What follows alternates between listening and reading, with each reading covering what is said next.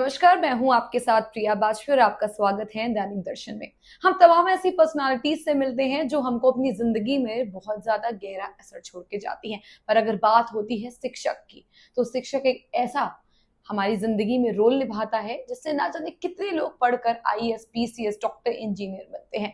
आज भी हम आपको ऐसी ही एक पर्सनालिटी से रूबरू कराएंगे जिसका अनुभव आपकी जिंदगी पर सीधा असर डालेगा। हम बात कर रहे हैं सुशील कुमार जी से, जो इस लखनऊ पब्लिक कॉलेज और स्कूल के मैनेजिंग डायरेक्टर हैं।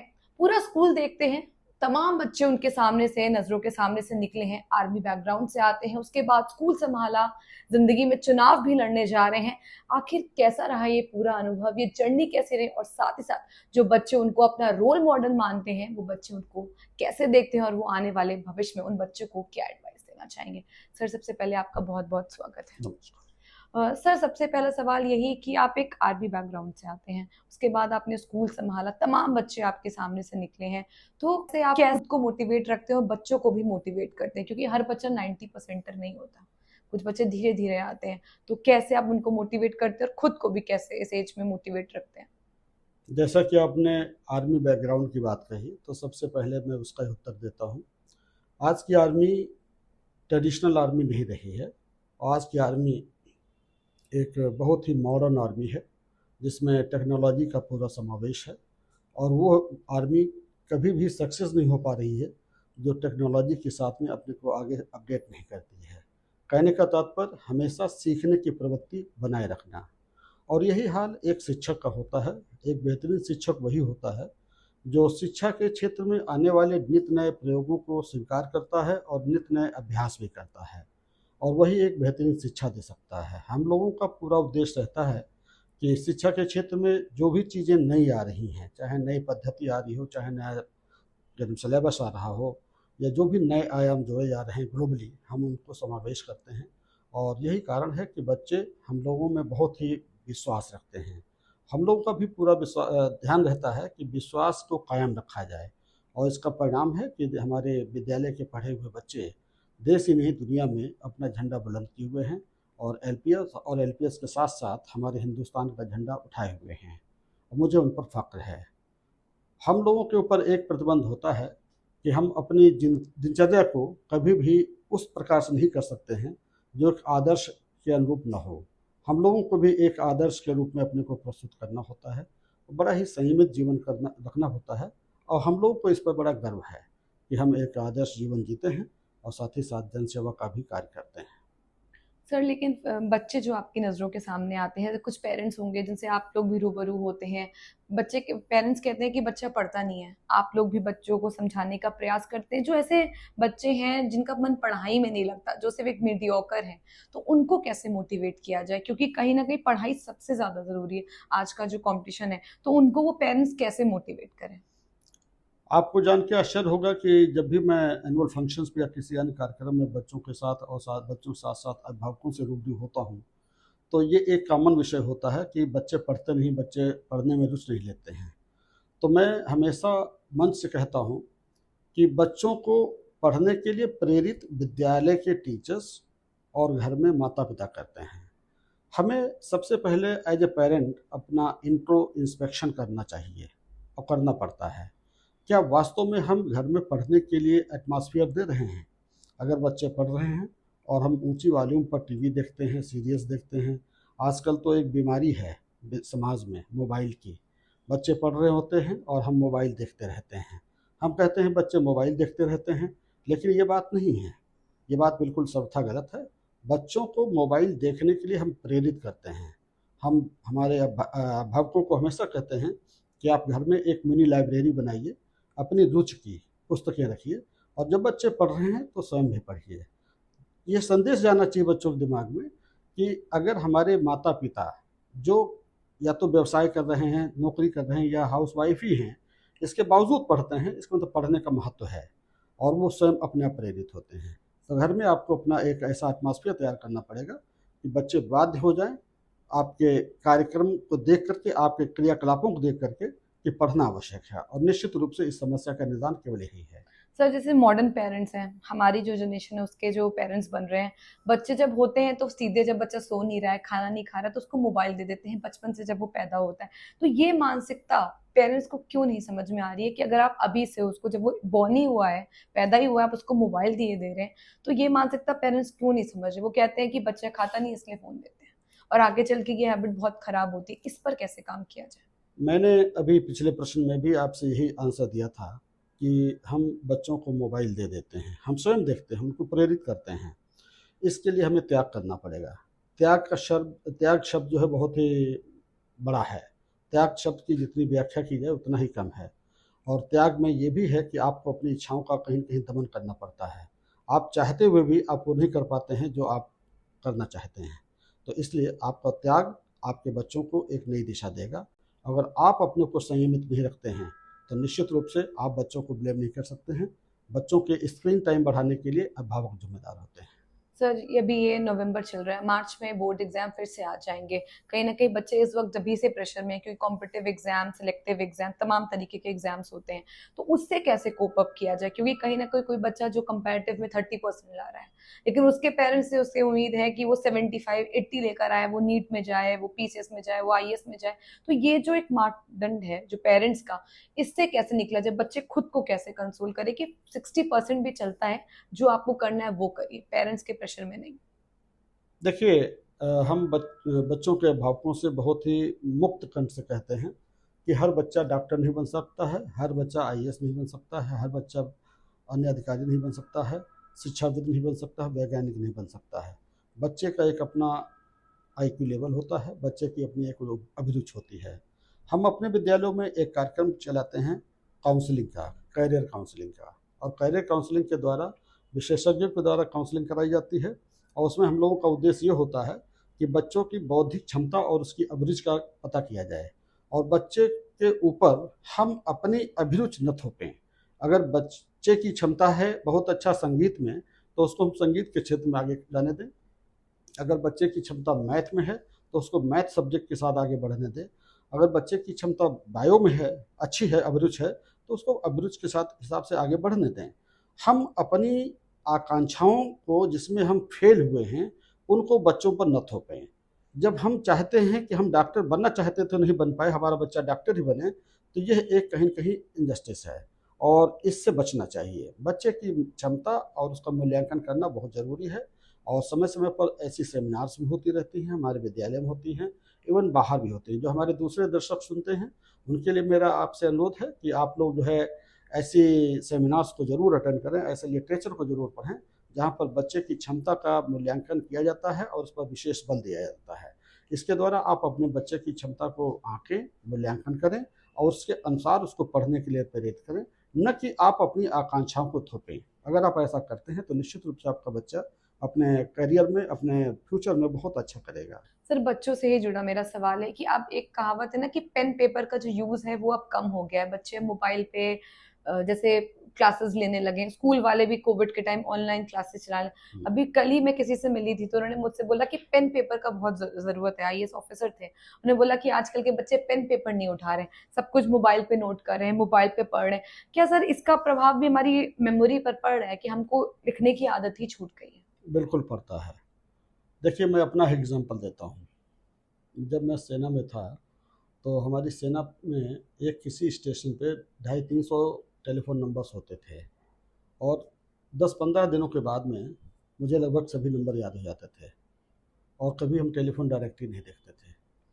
और आज के समय में अगर हम बहुत मस्तिष्क पे जोर दें, तो 10-20 नंबर से ज़्यादा हम नंबर नहीं याद रख पाते हैं। ये हमारी इसी वजह से है, क्योंकि हमने पेन और पेपर का उपयोग न्यूनतम कर दिया है। और जब जब हम अभ्यास को नहीं करेंगे, तब तक हमारी मेमोरी प्रभावित होगी। इसके लिए पहले कहते थे कि किसी भी चीज़ को जो हमें नहीं आती है, उसको 10 बार लिखते थे। पहले शिक्षक इम्पोजिशन देते थे, आपने भी शायद इम्पोजिशन की होगी, कि इसमें किसी भी गलत शब्द को 10 बार लिखो, 100 बार लिखो। आज के समय में अगर ऐसा टीचर कह दे, तो बोले हमारे बच्चे को पनिशमेंट मिल रहा है। वो सुधारात्मक कदम पनिशमेंट माना जाता है, दंड माना जा रहा है। जब ऐसी प्रवृत्तियाँ डेवलप हो जाती हैं, तो निश्चित रूप से हमारी बौद्धिक क्षमता और हमारे याद करने की क्षमता प्रभावित होती है। लिखने और पढ़ने का कोई विकल्प नहीं है।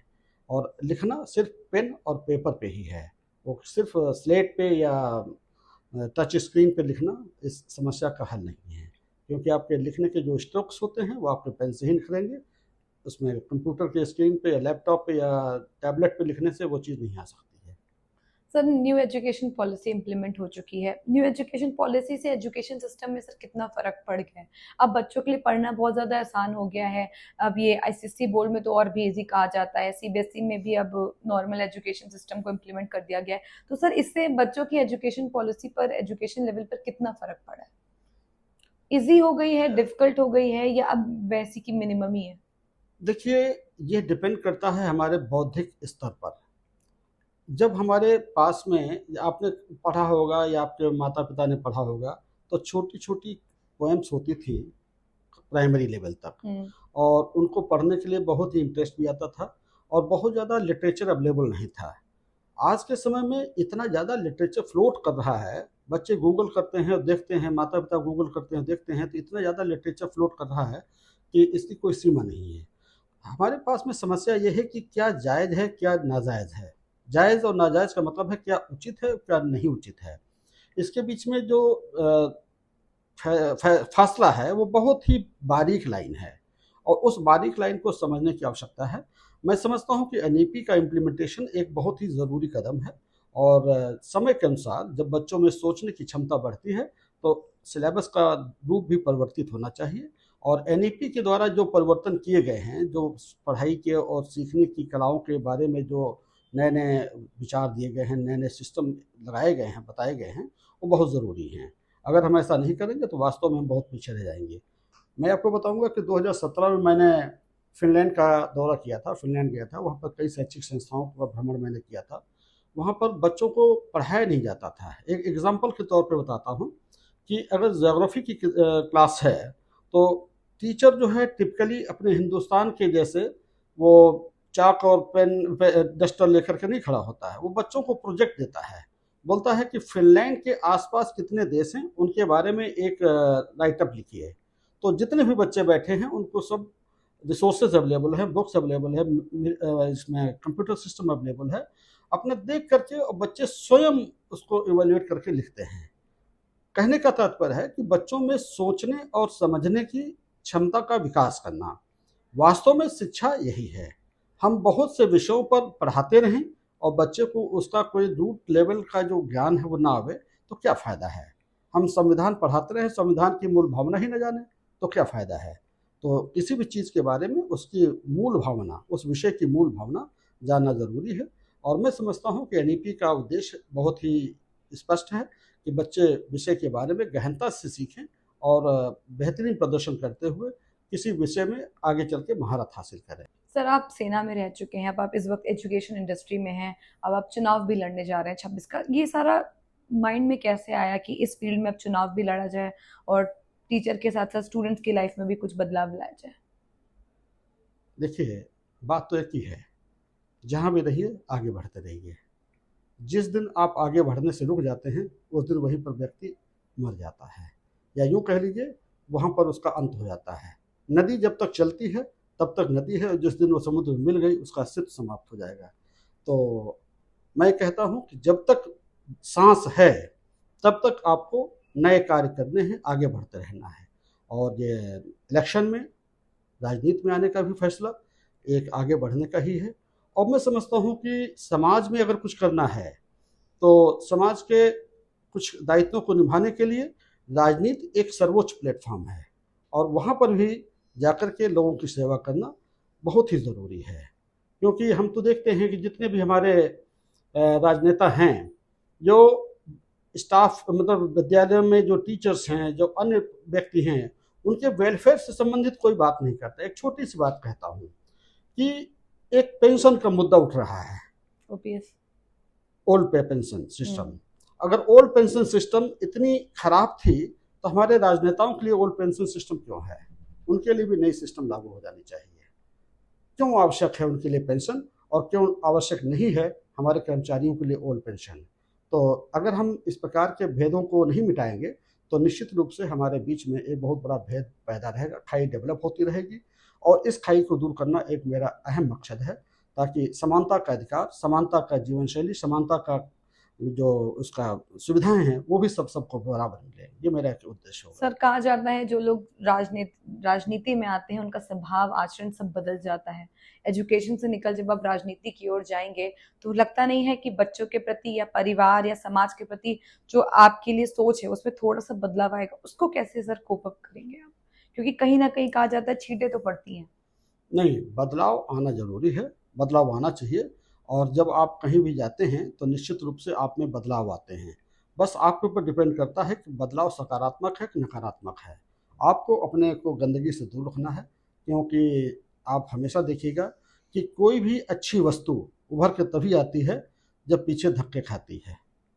बहुत अच्छा विचार बहुत संघर्ष के बाद आता है, और मैं समझता हूँ संघर्ष के बाद आने वाला कोई भी विचार समाज के लिए बहुत उपयोगी होगा। और मैं समझता हूँ कि जो भी राजनीति में हम लोग आगे करेंगे, काम करेंगे, वो समाज के लिए बहुत उपयोगी होगा। बाकी आरोप प्रत्यारोप का तो कोई अंत नहीं होता है। सर, मेरा आखिरी सवाल ये है कि सभी बच्चों को, अभिभावकों को, टीचर्स को आप क्या संदेश देंगे? मैं सभी टीचर्स को, सभी अभिभावकों को और सभी बच्चों को, जो हमारे स्टूडेंट्स हैं, हमारे मतलब हमारे विद्यालय में ही नहीं कहीं भी हों, उन सब के लिए यही संदेश है कि समय के साथ आप आगे बढ़ें और समय की प्रतिबद्धता को सुनिश्चित करें, और टाइम बाउंड हर कार्य को निष्पादित करें। सफलता आपके कदम चूमेगी। तो आपने देखा, ये थे हमारे साथ सुशील कुमार सर जी, जिन्होंने साफ तौर पर बोला कि अगर बच्चे फोकस्ड रहेंगे, चीजों को समझेंगे, पढ़ेंगे और माँ बाप भी उनको समझेंगे तो आने वाला भविष्य भी उनका शानदार होगा। तो ऐसे ही बने रहिए हमारे चैनल के साथ। चैनल को लाइक करिए, सब्सक्राइब करिए और शेयर करिए, और हमारे इस एपिसोड को भी प्यार दीजिएगा। और साथ ही साथ नेक्स्ट एपिसोड में हम आपके लिए फिर एक ऐसी ही पर्सनैलिटी लेकर आएंगे जिसका सीधा असर आपकी जिंदगी में होगा। तब तक के लिए नमस्कार।